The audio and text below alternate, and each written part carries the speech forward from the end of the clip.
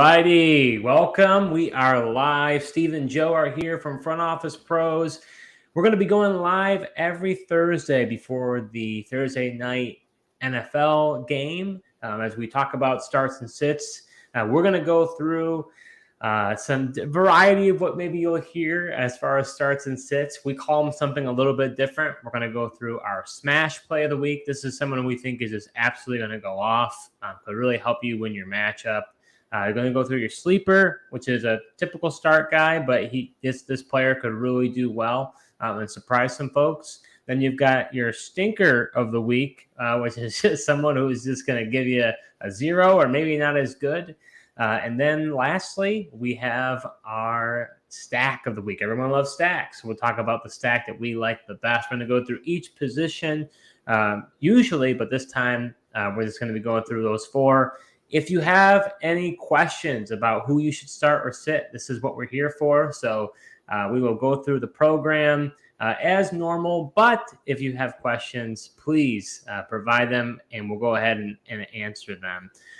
First, actually, Joe, before we even get started, we actually already have a comment. So why don't I go ahead and show that to you here. Jason O'Neill reached out and said, "Good evening. I'm participating in my first IDP league. Our roster is multiple defensive positions, and I'm curious if there is a start-em, sit-em advice like there is for offensive players."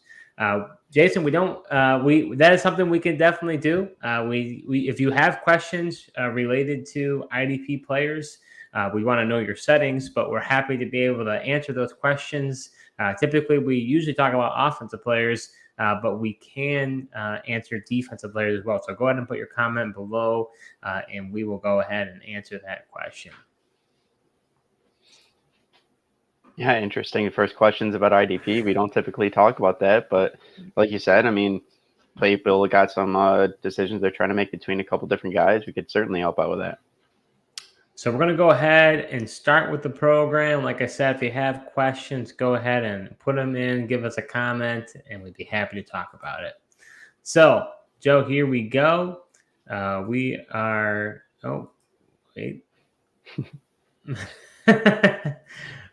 Doing this a little bit on the fly here, so patience, please. All right, so our start sit week 1. We've got you and me. Joe, let's kick it off first. Who do you say is your smash play of the week? Yeah, my smash play of the week for week 1 here is going to be wide receiver Jahan Dotson. Jahan Dotson last year was hot in scoring touchdowns as a rookie, and then he averaged 68.8 receiving yards per game and managed 3 touchdowns in his last 5 outings with the Commanders. I actually, have confidence in Sam Howell. The connection that I've seen between them, in preseason is there. They've got a dream matchup against this Arizona Cardinals team. The one caveat people could say is, the Commanders are probably most likely going to be ahead in this game and ahead for a while, but they have to get ahead, and I think the big plays are there for Jahan Dotson, and I really like him because, McLaurin is also so. I think he will play, but question is how much will they utilize him, and, how healthy is he with that toe as well? Yeah, I agree. 2 things there that I agree with you on. One is that turf toe, I think, could really, even if McLaurin plays, it could hamper him. So I like the idea of Jahan Dotson, number 1. But number 2, I think he's in for a breakout. I have him, I believe, as my 14th ranked receiver this year. I think he's really going to take that step forward. He was injured multiple games last year, which hindered his production. So I think he's going to do a lot better this season. So I'm really excited about what he's going to do, and I think he could start right out of the gate. Yeah, that's what I think too. I mean, if you're looking for a guy with like a great ceiling and great management exploit here, it's Jahan Dotson. So my smash of the week is Chris Olave. I think Derek Carr and him are going to have to be able to get some synergy right off the bat, but I think they will. The Tennessee Titans were the worst secondary against wide receivers last year. They let up the most amount of fantasy production to other players. And guess what? It didn't get any better. They barely brought anybody into that cornerback room. They've got some of the same guys. And so as a result, I think people are just going to beat up on them again. So could definitely see this being somewhat of a shootout as well, which is only going to help. So to me, in my opinion, I think you got to go with Chris Olave as a smash play. We have a question from Jason. He says, would you start Dotson over DJ Moore, standard settings, and then linebacker Cole Holcomb or Ernest Jones? Joe, what are your thoughts there? That's interesting. To start off with this question, I think I would start Dotson over DJ Moore. I guess I would take more so for week one, maybe the wait and see approach on DJ Moore. He's in the new offense with the Bears, still trying to build that connection with Justin Fields. But I do like that matchup. I think that could be a back and forth game against the Packers. But I just like I'll take that, start Dotson over him. Yeah, I think for me it really depends on how you feel you match up with the other team.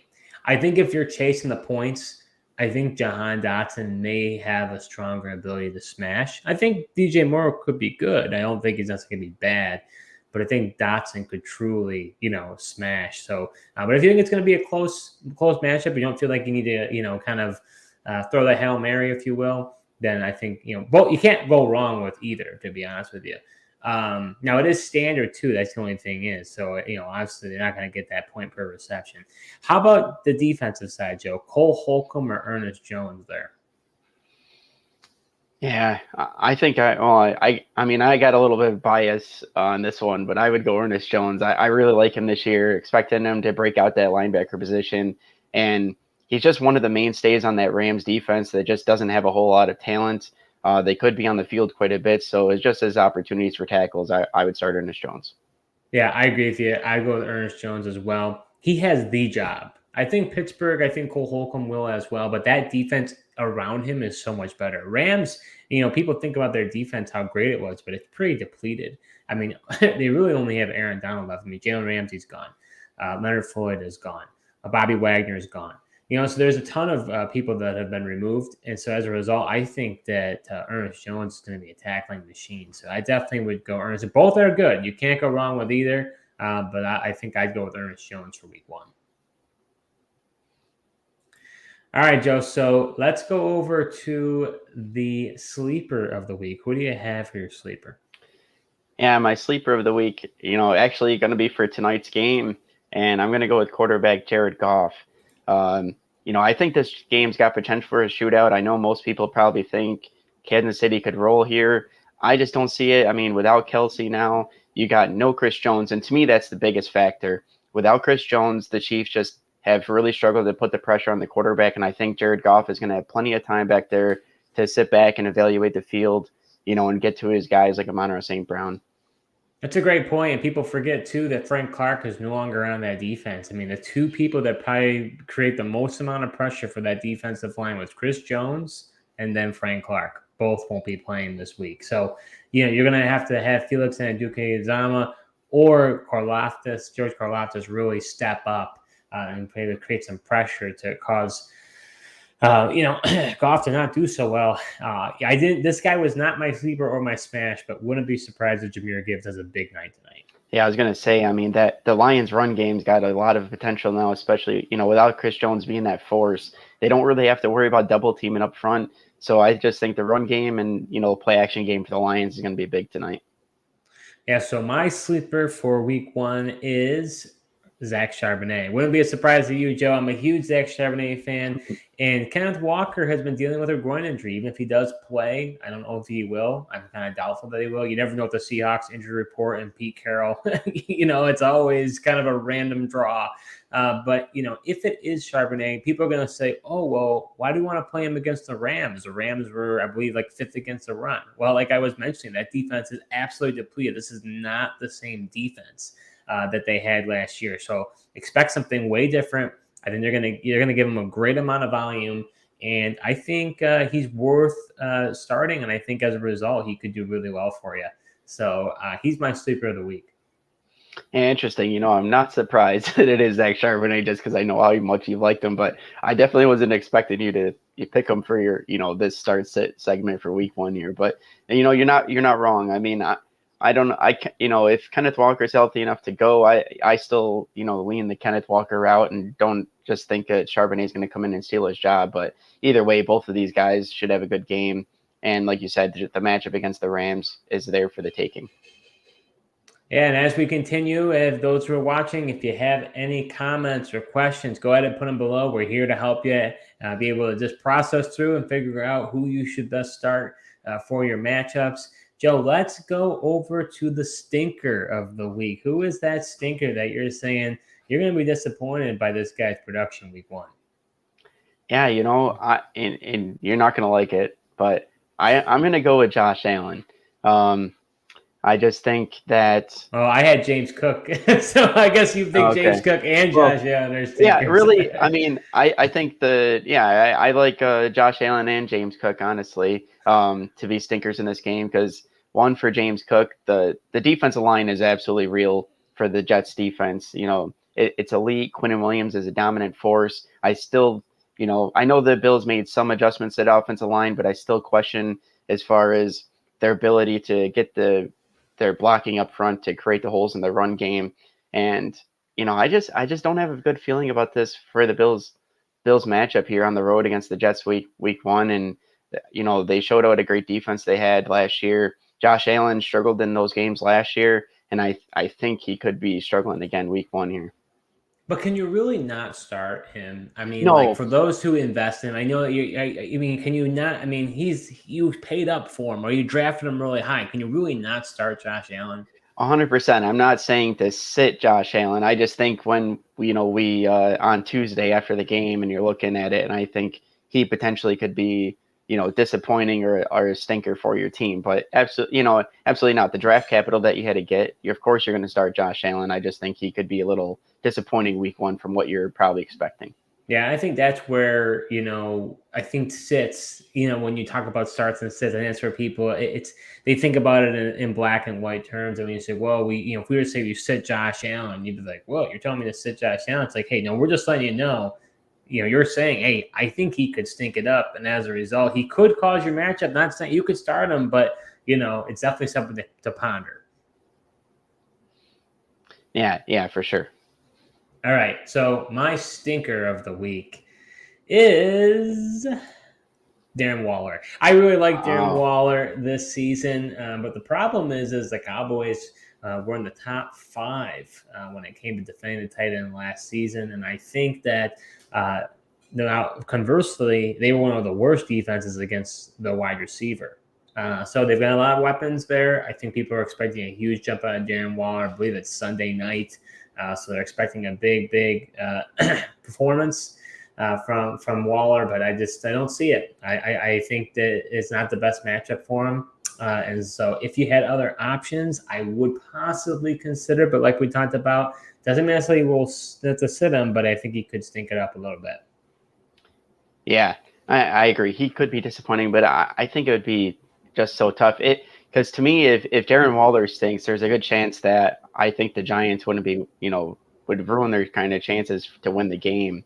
Because I really think they're relying on him from what we've seen, and heard out of training camp. They're relying on him to be able to move the ball. I think he's got the potential to be the wide receiver 1 on this team. Depending on how it shakes out with the other wide receivers that they have. But I definitely think it could be stink. But obviously, like you said, we're not saying to sit him. All right, Joe. Who is your stack of the week? Yeah, my stack of the week is going to be quarterback Trevor Lawrence and wide receiver Calvin Ridley. Now, there's been a lot of hype between these guys, and just the connection that we've seen them have in preseason thus far, is definitely encouraging to me. But then, I checked out the week 1 consensus strength of schedule from PFF. And at the quarterback position, the Jaguars were sitting at 9.6. So from 0 to 10, the closer it is to 10 is a dreamy matchup. They put it in green. Then for the wide receivers, it was a full 10. And I just love the matchup that they have. And they're going to build on that chemistry and come right out of the gates, I think, with a big week this week. He already started seeing Trevor Lawrence take some shots to Ridley. I just wonder if it's going to take a little bit for that tandem to really start being as big as we think they will be, but could definitely see what you're saying happening with that stack. Yeah, I just don't know because you've already seen, like I watched, a few days ago on NFL Live, like Dan Orlovsky was already saying and breaking down the film of how Trevor Lawrence was already throwing with anticipation, and they already had that connection. And he's like, he was pretty surprised that they were able to develop the trust that Lawrence had so quickly. So my stack of the week, this is two guys we've been talking about a lot. You don't know who my stack of the week is, so people will be surprised just as much as you will be when I say who it's going to be. But it's going to be Kenny Pickett and George Pickens. My reason being is I think Pickett, he really showed that he might be taking a step in the right direction in the preseason. And he was one of the best performers of the preseason. San Francisco is coming from West Coast to East Coast to play in Pittsburgh. And Nick Bosa, he's been holding out. Not saying that he won't be in Nick Bosa, but he has not been able to be in training camp, football shape. They might not just throw him right out there. Might rotate him a little bit. Might not get as many snaps as he's accustomed to. And when it comes to George Pickens is that big play receiver. And I think that as a result, if they can hit on a few long balls, I think he can do very, very well. And so for me, I like the combo of Pickens and Pickett. And did you know that the San Francisco 49ers were I believe, bottom 5 when it comes to fantasy points against? So they allowed a ton of fantasy points for receivers. So I like that stack. Kind of a middle of the road stack. You're probably not starting Pickett, but if you really were in a bind, I like Pickett and Pickens. Yeah, well, as far as your stack goes, I'm really not surprised you found a way to get Pickens in here. Like you mentioned, he's a guy that you've talked about a ton and absolutely love this year. And Pickett is a guy that we mentioned, through the preseason that we've been rising on. I think it's an interesting stack, but the stat you were talking about with the 49ers really surprises me because, I always view the 49ers defense as just so good, and, really you should consider not playing your guys against that 49ers defense. So I was kind of surprised to hear they were bottom 5. Now you're making me question it, but I'm almost positive that they were. I mean, they don't have any stud corners.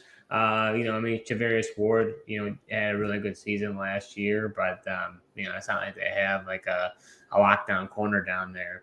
But I'm pretty sure that they were, they gave a lot of points up for receivers last season. Yeah, it could be. I think for the most part, they probably had that bend but don't break defense because they really didn't give up a lot of points and they were stingy in that category, but they definitely could have, given those yards to be in the bottom 5, and that would make sense. So that does it for our smash, our sleeper, our stinker, and our stack of the week for Joe and I. If you enjoyed this video, be on the lookout. You can hit the notification bell. Like we mentioned, we're going to be doing starts and sits for the rest of the NFL season right before the Thursday night game. If you have any questions or comments, that's what it's there for.